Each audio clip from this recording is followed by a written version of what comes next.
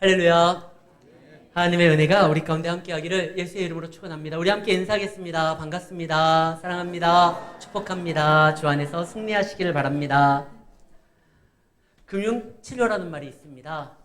상처받고 외롭고 힘든 가운데 어떤 금전적인 도움을 통해서 그가 위로를 얻는 거.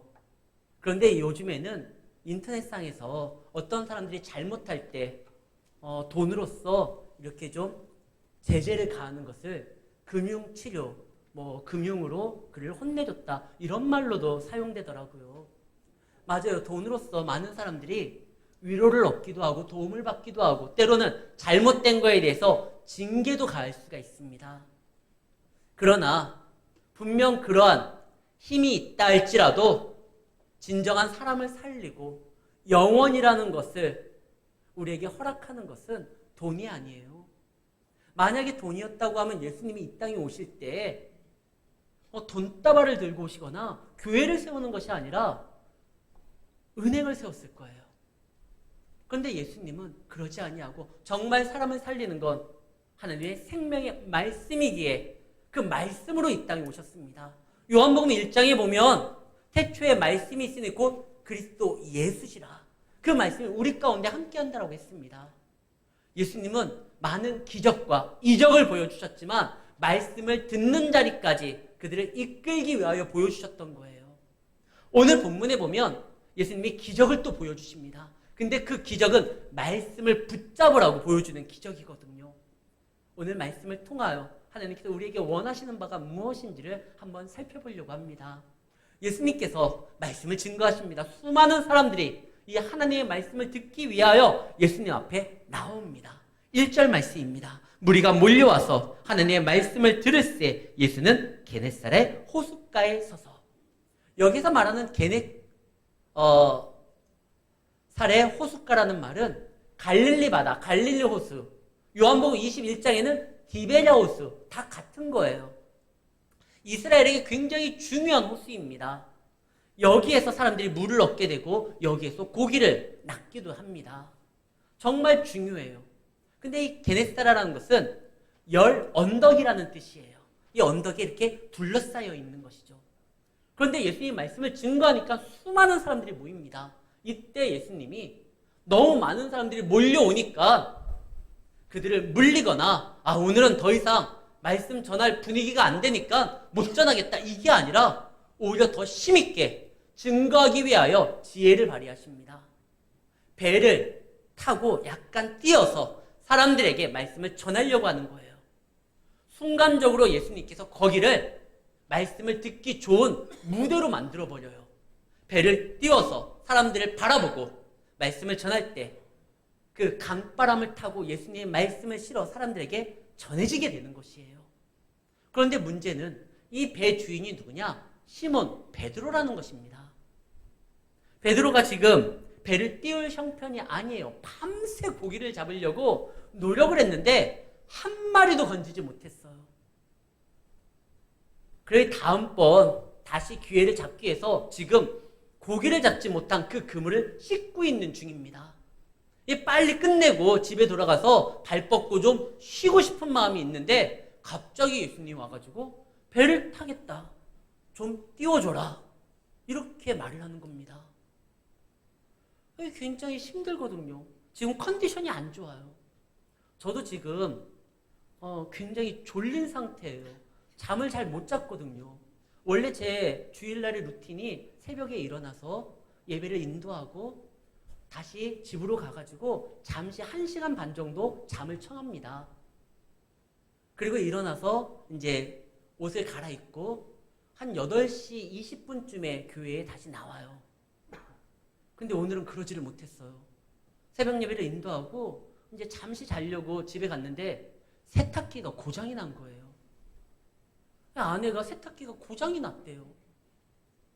집에서 그걸 고칠 만한 사람이 저밖에 없습니다. 물론 저는 문과지만 그래도 저밖에 이거를 이렇게 할 수 있는 사람이 없는 거예요. 그래서 아까 세탁기를 고친다고 했다가 물이 다 튀어가지고 잠을 잘 수 있는 상황이 아니에요. 근데 고치기는 했어요. 작동은 됩니다. 그래서 제가 옷을 갈아입고 오늘은 7시 5분인가 제가 다시 나왔어요. 그래서 지금 인도하느라고 상태가 별로 안 좋아요. 그래도 고쳤어요. 그러니까 마음은 좀 평안해요. 베드로는요. 밤샜는데 고기 못 잡았어요. 몸은 피곤하지만 마음은 편하다가 아니라 마음도 불편해요. 그런 상태에서 예수님이 배를 타겠다. 근데 이걸 거부할 수가 없어요. 베드로가 지금 믿음은 없어도 염치는 있어요.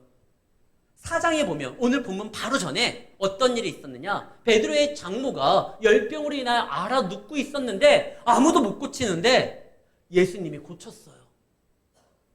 그러니까 예수님이 부탁을 하는데 거절하면 어떻게 돼요? 큰일 나죠.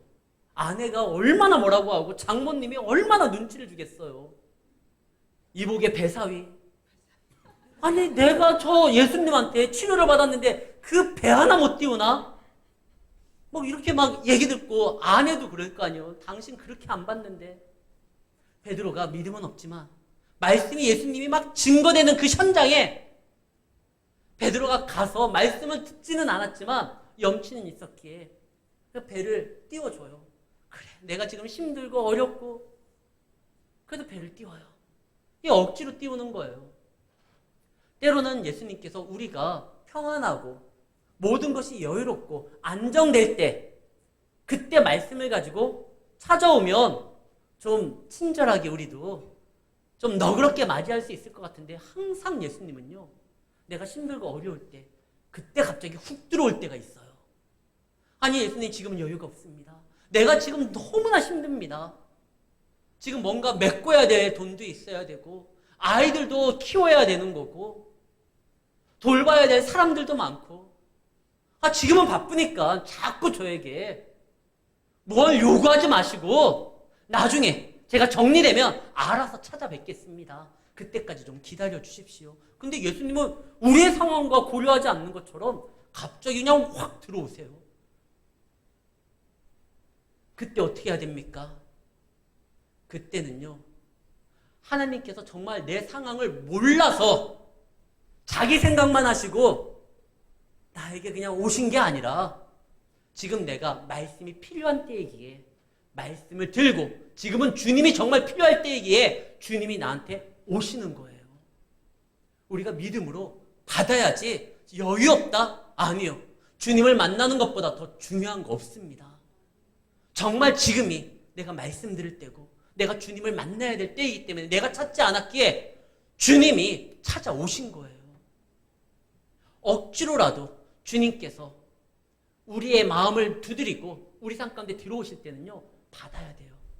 주님을 붙들어야 돼요. 성경에 보면 억지로 예수님의 말씀을 들었다가 구원받은 사람들이 있어요. 예수님 우편에 있었던 그 강도 있잖아요. 그동안 그가 가지고 있었던 그 젊음과 생각과 자유로움으로 온갖 못된 짓 하고 돌아다녔어요. 근데 그에게는 말씀이 필요해요. 그래서 아예 손과 발을 꽁꽁 묶어가지고 예수님 옆에다가 세워놓잖아요.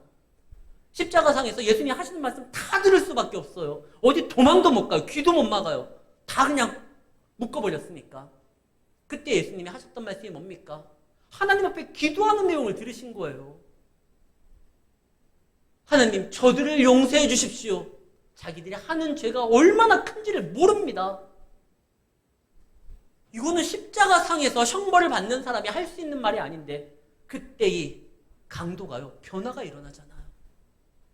원래 자기 발로 스스로 찾아와서 하나님의 말씀을 들을 사람이 아니에요. 근데 그에게는 말씀이 필요한 하나님의 자녀, 택한 자에게 하나님이 그에게 말씀을 줍니다. 꽁꽁 묶어놔가지고. 구레네 사람 시몬이 있습니다. 그는요, 이 절기 때 타 지역에서 와가지고 예수님이 지나가는 걸 구경하다가 로마 군인에게 잡혀서 예수님의 십자가를 함께 지고 나아갑니다. 억지로 지게 돼요. 말씀을 한번 보겠습니다. 마가복음 15장 21절입니다. 마침 알렉산더와 루포의 아버지인 구레네 사람 시몬이 시골에서부터 와서 지나가는데 그들이 그를 억지로 같이 가게 하여 예수의 십자가를 지우고 억지로 지게 되었어요. 근데 그는 억지로라도 예수님과 함께 예수님이 가는 길을 따라가야 되는 사람이에요. 그때 어떻게 됩니까?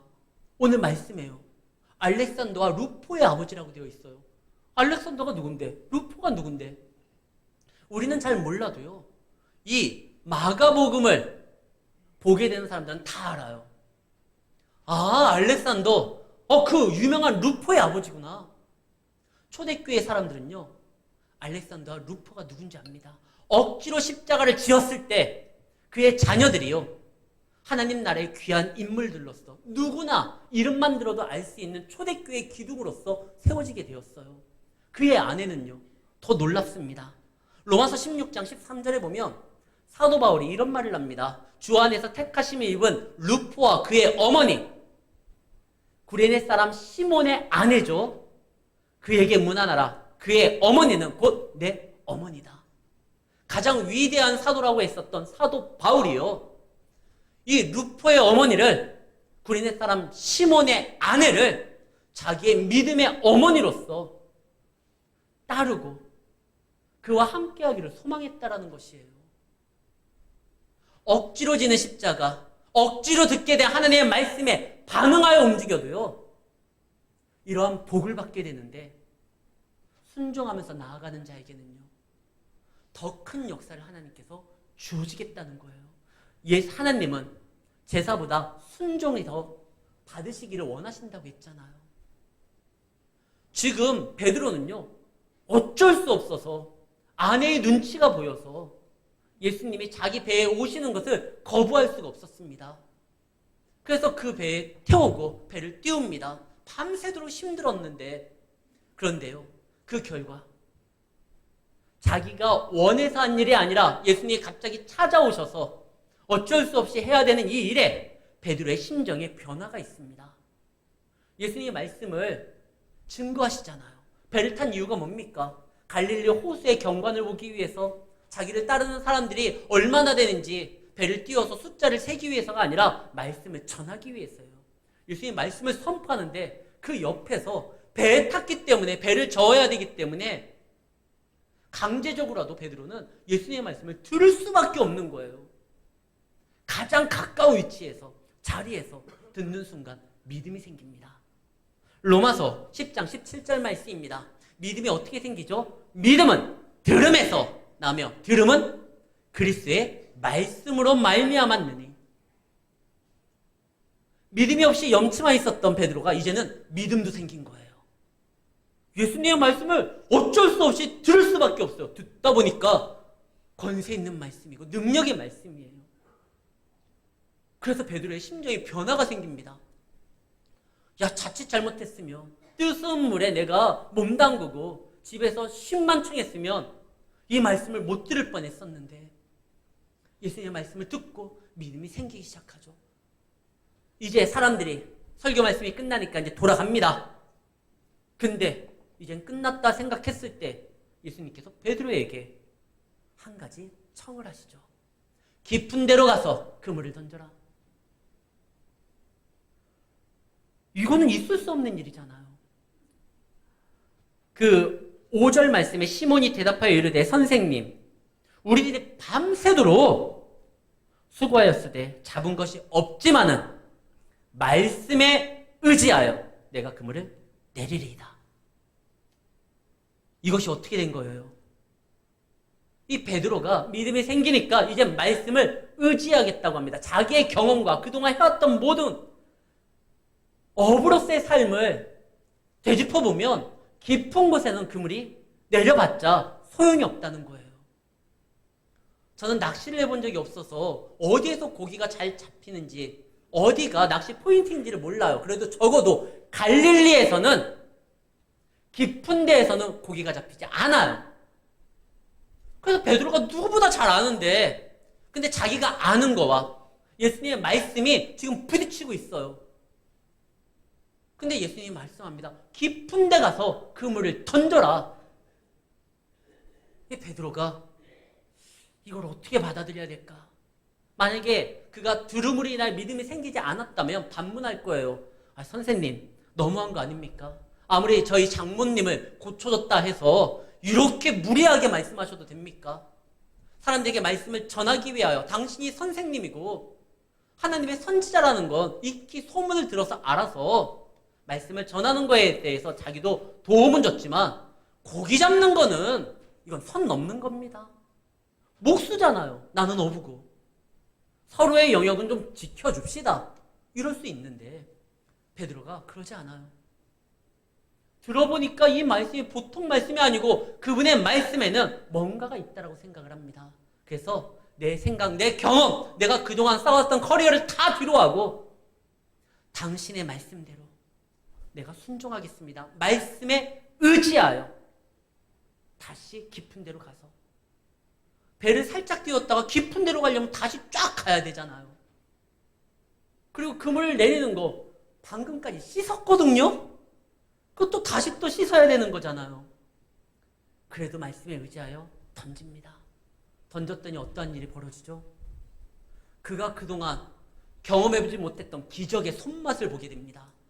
낚시하는 분들 막 이 손맛이 대단하다면서요. 이 베드로는 지금 그물이 찢어질 듯한 기적의 손맛을 보게 돼요. 이게 어떤 일이냐? 그래서 자기 혼자 감당이 안 되니까 옆에서 있는 사람들을 부릅니다. 도와달라. 가득 싫죠. 그리고 돌아옵니다. 돌아와서 이 놀라운 기적의 현장을 직접 체험한 다음에 예수님 앞에 이렇게 말을 합니다. 나를 떠나소서. 주여, 나는 죄인입니다. 이건 정말 자기를 떠나서 자기를 잊어달라는 것이 아니라 예수님, 당신은 하나님의 아들이고 하나님이시다라는 것을 고백하는 거예요. 방금까지는 선생님이라고 했다가 베드로의 칭호가 바뀌어요. 주여, 하나님이요. 당신은 하나님입니다. 당신을 통하여 나를 보니까 내가 얼마나 그동안 죄악 가운데 살았는지 그걸 고백하게 됩니다. 감당이 안 됩니다. 나를 떠나십시오. 이것은 당신의 처분에 나를 맡기겠다라는 거예요. 그때 예수님이 말씀하시죠. 이제서부터는 네가 사람을 낚는 어부가 될 것이다. 근데 이 말하기 전에 어떤 말이 나옵니까? 두려워하지 말라, 무서워하지 말라는 말이 나와요. 사실 하나님을 처음 만나게 되는 사람들은 다 누구나 할 거 없이 두려움을, 무서움을 경험하게 됩니다. 우리가 알고 있었던 거룩함과 전혀 다른 거예요. 완전히 거룩하신 그 하나님 앞에 내가 서니까 마치 발가벗긴 듯해. 그리고 내 모든 죄악이 다 기억나는 것 같아서 이게 어쩔 수가 없는 거예요. 근데 예수님이, 하나님이 말씀하시죠. 두려워 말라. 데살로니가전서 5장 9절 말씀입니다. 하나님이 우리를 부르시고 우리를 세우시는 이유는 우리를 두렵게 하여 우리를 징벌하기 위함이 아닙니다. 하나님이 우리를 세우시면 노하심에 이르게 하심이 아니요 오직 예수 그리스도로 말미암아 우리를 구원해 주기 위한, 구원을 받게 하심이라. 이게 하나님의 뜻이에요. 하나님이 여러분의 삶 가운데 여유가 없고 상황이 지금 녹록치 아니하고 피곤하고 지금 힘든 가운데 있는데 주님이 오신 건 우리에게 믿음을 세워주려고 하고 그로 인하여 기적을 보게 하고 하나님의 일을 감당하게 하고 그리고 우리를 구원함에 이르게 만들기 위함이라는 것입니다. 주님이 오시는 거 아직 시간이 안 됐으니 내 일정이 바쁘니 이런 말 하면 안 돼요. 베드로는 주님을 맞이하게 됐습니다.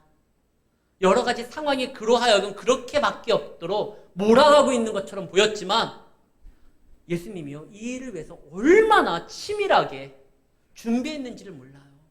처음부터 베드로에게, 그 믿음 없는 베드로에게 다가가가지고 내가 좀 배를 좀 타겠다. 베드로가 거절했을 거예요. 배를 좀 띄워달라. 아니, 다른 거 알아보라고 했을 거예요. 그런데 그가 자기에게 찾아온 예수님을 모실 수밖에 없는 상황을 예수님이 먼저 만들으셨잖아요. 예수님은 다 계획이 있어요. 여러분들이 어느 날 말씀을 들었고 주님이 찾아왔다면 그거는 우연히 얻어 걸린 그러한 일이 아니라 하나님께서 치밀하게 우리에게 말씀을 주기 위하여, 우리를 만나기 위하여 우리가 알지 못한 여러 가지 단계를 이미 실현시키고 있었다라는 것입니다. 우리를 만나기 위해, 베드로의 배에 타기 위해 그 전에 베드로의 장모를 치료했던 것처럼 우리가 말씀을 듣게 하기 위하여 먼저 믿는 부모님을 허락하고 먼저 믿는 친구를 허락하고 먼저 믿는 아내를 허락해서 우리로 하여금 더 이상 그 요청을 거부할 수 없어서 이 자리에 가정의 평화를 위해서 앉아 계신 분도 계실 거 아니에요. 근데 이게 그냥 이루어진 일이 아니라니까요. 예수님께서 다 우리가 이 시간, 이 순간 들어야 될 말씀이 있고 만나야 될 주님과의 시간이 필요하기 때문에 주님이 작정하신 거예요. 이제는 우리가 거기에서 말씀을 붙들고 나아가면 되는 겁니다. 그때 예수님이 두려워하지 마라, 무서워하지 마라. 내가 너를 멸하려고 온 것이 아니라 너 죄를 기억하여 너 스스로 자기하여 실망하게 만들려고 한 것이 아니라 너를 세우려고 하는 것이다. 그러니까 베드로야, 이제 나와 함께 하자. 내가 너를 사람을 낚는 어부가 되게 할 것이다. 그때 베드로가 어떻게 합니까? 다 버리고 쫓습니다. 베드로가 버린 게 뭐죠? 배, 그물, 또요 지금 방금 잡게 된 현금화할 수 있는, 그리고 이것을 저 수산물 시장에 내다놓으면 깜짝 놀랄 거예요. 어디에서 이런 엄청난 어획량을, 아마 이달의 어부로 베드로가 선정될 거고, 많은 사람들에게 야 고기 잡는 거 이제 베드로한테 물어봐. 모두 다 못 잡는 가운데 베드로는 엄청난 걸 잡았잖아요. 명성도. 그래서 거기에서 어부로서 성공하면서 살아갈 수도 있을 거예요. 근데 그는 배와 그물만 버린 것이 아니라 명성도 버리고 앞으로 그 땅에서 제대로 많은 사람들이 원하는 그 성공한 삶, 그것까지도 버립니다. 왜 버릴까요? 지금 나에게 말씀하신 그분이 하나님이거든요. 내가 지금 이것들에 취해서 이것들로 인하여 얻게 될 생각이 아니라 그거를 주는 걸 허락하신 그 하나님을 붙들면 이건 아무것도 아니에요. 예수님께서 그거 야 챙겨서 따라와라 이 말 안 해요. 그냥 따라오라고 해요. 그 말은 뭐죠? 그거 챙기지 않아도 필요한 거 있으면 얼마든지 줄 수 있다는 것이에요. 우리가 주님을 따르면 모든 걸 다 버려야 된다 생각을 합니다. 직장도 버려야 되고, 뭐 가족도 버려야 되고, 명예도 버려야 되고. 아니에요. 주님은 그거 다 버리라고 우리를 부른 게 아니에요. 더 귀한 것으로 인도하시기 위해서 부르신 거예요. 가족을 버렸느냐? 안 버린 거예요. 나중에 보면 베드로가요, 자기 와이프와 함께 복음 사역을 같이 합니다. 우리가 말씀을 한번 볼게요. 고린도전서 9장 5절 말씀에 보면 우리가 다른 사도들과 주의 형제들과 게바와 같이 믿음의 자매된 아내를 데리고 다닐 권리가 없겠느냐. 이거는 사도 바울이 하는 말이에요. 사도 바울이 그는 독신으로 살아갑니다. 그가 복음을 증거하고 이방인 선교사로서 활동하는 데 있어서 그는요 오직 주님만을 바라보면서 나아가야 될 특별한 사명을 가졌기에 결혼을 하지를 못했어요. 근데 자기도 결혼할 권리가 있다는 것에 대해서 이야기하면서 말을 하는 겁니다. 근데 그 말씀에 보면 뭐라고 되어 있죠? 다른 모든 사도들도, 특히 이 게바, 베드로도 자기 아내랑 함께 복음 사역을 같이 했다는 거예요. 말씀 한번 다시 띄워주세요. 우리가 다른 사도들, 예수님의 다른 제자들도, 그리고 그의 형제들과 베드로도 믿음 안에서 자매된 아내를 데리고 다녔다라는 거예요. 군대에 국가의 부름에 의해서 우리의 아들들이 떠납니다. 그 군의 부름을 받고 떠나는 것이 가족을 버리는 겁니까? 아니요. 군대에서 훈련되어 오히려 가족을 지키는 사람이 되는 거예요. 하나님께서 우리를 부를 때 잠시 떠나는 경우는 있어요. 그러나 훈련되어 우리가 제대로 믿으면 우리 가족을 믿음 안에서 구해낼 수 있고 그들을 하나님께로 인도할 수 있는 겁니다. 우리가 예수를 믿으면 사람들이 잘 모르기 때문에 저들의 기대에 부응하지 못함으로 인하여 가족들에게 실망을 줄 때가 있을지도 몰라요. 그러나 제대로 믿으면 우리의 믿음으로 인하여 저들이 믿음 안에서 성장하고 하나님 안에서 세워질 수가 있다는 것입니다. 하나님은 한 번도 가족을 버리라고 하신 적이 없어요. 오히려 가족을 세우라고 했죠. 예수님도 십자가상에서 달렸을 때 마지막으로 걱정됐었던 것이 어머니 마리아의 거처입니다. 그래서 제자에게 맡기잖아요. 어머니 보소서, 당신의 아들입니다.